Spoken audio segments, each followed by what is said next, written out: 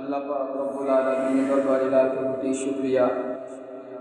মহান রব্বুল আলামিন আমাদের সকলকে দুনিয়ার সমস্ত গুনাহের পরিবেশ থেকে মুক্ত করে সুস্থ শরীরে জুমার নামাজ পড়ার জন্য মসজিদে আসার তৌফিক দান করেছেন। সকলে শুকরিয়া আদায় করি আলহামদুলিল্লাহ। আমি গত সপ্তাহে আপনাদের সামনে আলোচনা করেছিলাম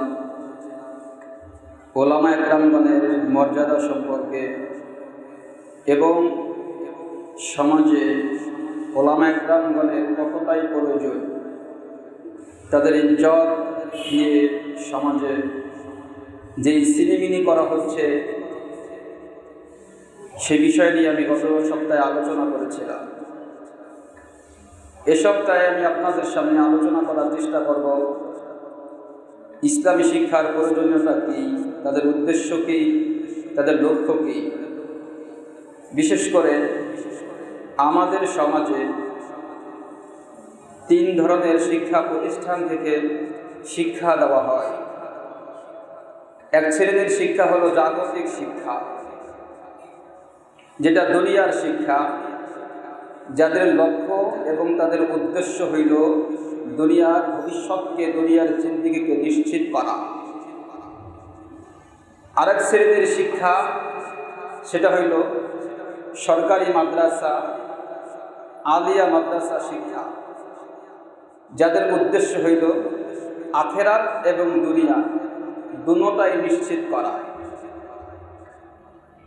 আরেকটি শিক্ষা, সেটি হইল কওমি মাদ্রাসা শিক্ষা, তাদের লক্ষ্য এবং উদ্দেশ্য হইল পরকাল জীবনকে নিশ্চিত করা।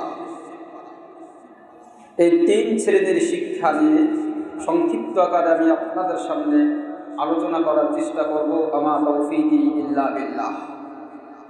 প্রথম শিক্ষা যেটা আমি বলেছি, জাগতিক শিক্ষা তথা দুনিয়ার শিক্ষা। আমি বলেছি যেই শিক্ষা উদ্দেশ্য লক্ষ্য হইল শুধুমাত্র দুনিয়ার ভবিষ্যৎকে নিশ্চিত করা। আপনাদের ভিতরে প্রশ্ন আসতে পারে, হুজুর আপনি কিভাবে বুঝলেন, কিভাবে বললেন জাগতিক শিক্ষা, স্কুল কলেজ ভার্সিটির শিক্ষা একমাত্র দুনিয়ার জন্য, আখেরাত এখানে শূন্য, আখেরাত একেবারে জিরো, আপনি কিভাবে বললেন? আপনার কথার প্রশ্নে আমি আপনাদেরকে কয়েকটি প্রশ্ন করতে চাই। উচ্চ আওয়াজে আপনারা উত্তর দিতে রাজি আছেন ইনশাআল্লাহ?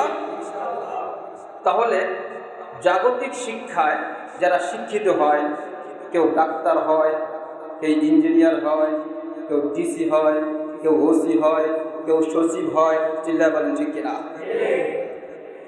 তাহলে একজন ডিসির বাবাকে যদি প্রশ্ন করা হয়, আপনার সন্তানকে ডিসি বানিয়েছেন, আপনার লক্ষ্য কি, আপনার উদ্দেশ্য কি?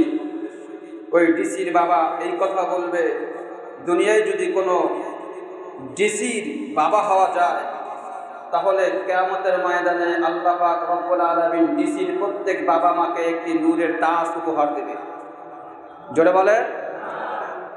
একজন এমবিবিএস ডাক্তারকে যদি প্রশ্ন করেন, এমবিবিএস ডাক্তারের বাবাকে যদি প্রশ্ন করা হয়, আপনার সন্তানকে এমবিবিএস লেখাপড়া করিয়ে ডাক্তার বানিয়েছেন, আপনার লক্ষ্য কি, আপনার উদ্দেশ্য কি বলেন?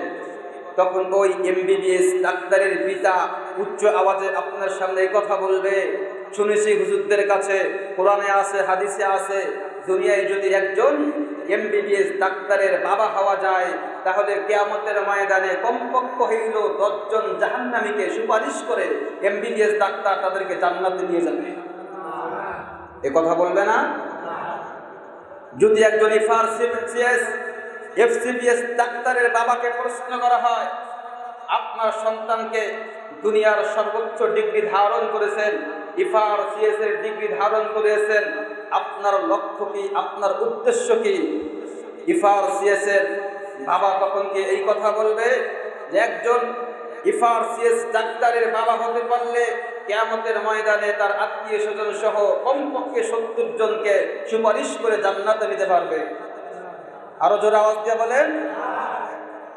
পক্ষান্তরে যদি একজন হাফেজ কোরআনের বাবাকে প্রশ্ন করে, আপনার ছেলেকে কোরআনের হাফেজ বানিয়েছেন, আপনার লক্ষ্য কি, আপনার উদ্দেশ্য কি? হাফেজ কোরআনের বাবা তখন উচ্চ আওয়াজে একথাই বলবে, একজন হাফেজ কোরআনের বাবা হতে পারলে কিয়ামতের ময়দানে আল্লাহ পাক রব্বুল আলামিন তার বাবা মায়ের মাথার উপরে নূরের তাজ উপহার দেবে। চিল্লায়ে বলেন সুবহানাল্লাহ। একজন আলেম তার বাবাকে যদি প্রশ্ন করা হয়, আপনার সন্তানকে আলেম বানিয়েছেন, আপনার লক্ষ্য কি, আপনার উদ্দেশ্য কি? আলেমের বাবা তখন উচ্চ আওয়াজে একথাই বলবে, একজন আলেমের বাবা হতে পারলে কিয়ামতের ময়দানে কমপক্ষে 70 জন আত্মীয় স্বজনকে সুপারিশ করে, যাদের উপরে জাহান্নাম ওয়াজিব হয়ে গিয়েছিল, আল্লাহ পাক রব্বুল আলামিনের কাছে সুপারিশ করে তাদেরকে জান্নাতে নিতে পারবে। এজন্য আমার সন্তানকে আলেম বানিয়েছি। চিল্লায়ে বলেন ঠিক কি না? তাহলে বিষয়টা পরিষ্কার হয়ে গেল, যারা জাগতিক শিক্ষায় শিক্ষিত হয় তাদের উদ্দেশ্য হইল শিক্ষার মাধ্যমে দুনিয়ার জিন্দেগিকে, ভবিষ্যৎকে নিশ্চিত করা। আর যারা দ্বীনি শিক্ষায় শিক্ষিত হয়, হাফেজ হয়, আলেম হয়, তাদের লক্ষ্য এবং উদ্দেশ্য হইল পরকাল জীবনকে নিশ্চিত করা। এখন বিশেষ করে আমাদের সমাজে কওমি মাদ্রাসা শিক্ষা, এই কওমি মাদ্রাসা নিয়ে এক শ্রেণীর মানুষের মাথা ব্যথা, এবং তাদের এই ব্যথাটা আস্তে আস্তে সরলমনা আমাদের মতো কিছু মুসলমান, আমাদের ভিতরে ওই ভাইরাস প্রবেশ করেছে। আমাদেরও এই প্রশ্ন আছে। এই প্রশ্ন আমাকে অনেকে করেছে, যার কারণে এই বিষয়ে আজকের এই জুমায় আলোচনা করতে আমি বাধ্য হলাম। সেটা হলো, কওমি মাদ্রাসার শিক্ষা যারা অর্জন করে তারা ডাক্তার হতে পারে না, তারা ইঞ্জিনিয়ার হতে পারে না, তারা ডিসি হতে পারে না, তারা এসপি হতে পারে না, তারা সচিব হতে পারে না। সুতরাং কওমি মাদ্রাসার শিক্ষার সিলেবাস পরিবর্তন করার দরকার। এই প্রশ্ন আপনাদের মধ্যে আছে কি নাই বলেন? আর আওয়াজ দিয়ে বলেন আছে। এখন আলোচনা যদি আমি বিস্তারিত ব্যাখ্যা করি অনেক লম্বা হয়ে যাবে, সংক্ষিপ্ত আকারে বলি। SP, DC, OC, doctor, engineer হওয়ার জন্য আমাদের সমাজে স্কুল, কলেজ, ভার্সিটি থেকে যেই পরিমাণ ইঞ্জিনিয়ার, যেই পরিমাণ ডিসি, যেই পরিমাণ ওসি হওয়ার জন্য ভার্সিটি থেকে যে সমস্ত ছাত্ররা ফারেক হচ্ছেন, শিক্ষা সমাপ্তি করতেছেন, ইঞ্জিনিয়ার হওয়ার জন্য, ডিসি হওয়ার জন্য, ওসি হওয়ার জন্য, সচিব হওয়ার জন্য যথেষ্ট কিনা বলেন? যথেষ্ট কিনা বলেন? শুধুমাত্র যথেষ্ট না, বরঞ্চ আরো বেশি আছে, আরো বেশি আছে। আমাদের সমাজে হাজার হাজার মাস্টার্স কমপ্লিট করে ছাত্ররা বেকার হয়ে ঘুরতেছে, রাস্তায় চানাচুর বিক্রি করতেছে, পান বিক্রি করতেছে, চাকরি নাই, সচিবালয় চেয়ার খালি নাই, ডিসির চেয়ার খালি নাই। কিন্তু এদেশে এখনো পর্যন্ত এমন বহু অমুসলিম আছে যাদের কাছে পর্যন্ত ইসলামের দাওয়াত পৌঁছানো হয় নাই। আছে কিনা বলেন? আছে কিনা বলেন? তাহলে দিন ধর্মকে টিকে রাখার জন্য, ধর্মকে সুপ্রতিষ্ঠিত করার জন্য যেই পরিমাণ আলেম দরকার এখনো পর্যন্ত তৈরি হয় নাই, অনেক বাকি। স্কুল, কলেজ, ভার্সিটি থেকে আপনার ইঞ্জিনিয়ার দরকার তো বের হচ্ছে, এসপিডিসি হওয়ার জন্য তো বের হচ্ছে আমাদের সন্তানেরা। যেই পরিমাণ আলেম দরকার এখনো পর্যন্ত পদ যেহেতু শূন্য আছে, তাহলে কওমি মাদ্রাসার সন্তানদেরকে আবার ইঞ্জিনিয়ার বানানোর জন্য, এসপি, ডিসি, ওসি, সচিব বানানোর জন্য আপনাদের মাথা ব্যথা কেন? সমাজে প্রয়োজন আছে বলেন? কোনো প্রয়োজন নাই। এবার আসেন দ্বিতীয় আর এক শিক্ষা, আলিয়া মাদ্রাসার শিক্ষা, সরকারি মাদ্রাসা। সরকারি মাদ্রাসা আমি বলেছিলাম তাদের লক্ষ্য কি, তাদের উদ্দেশ্য কি? দুনিয়া এবং আখেরাত উভয়টাকে নিশ্চিত করা। উত্তম কারা হইল?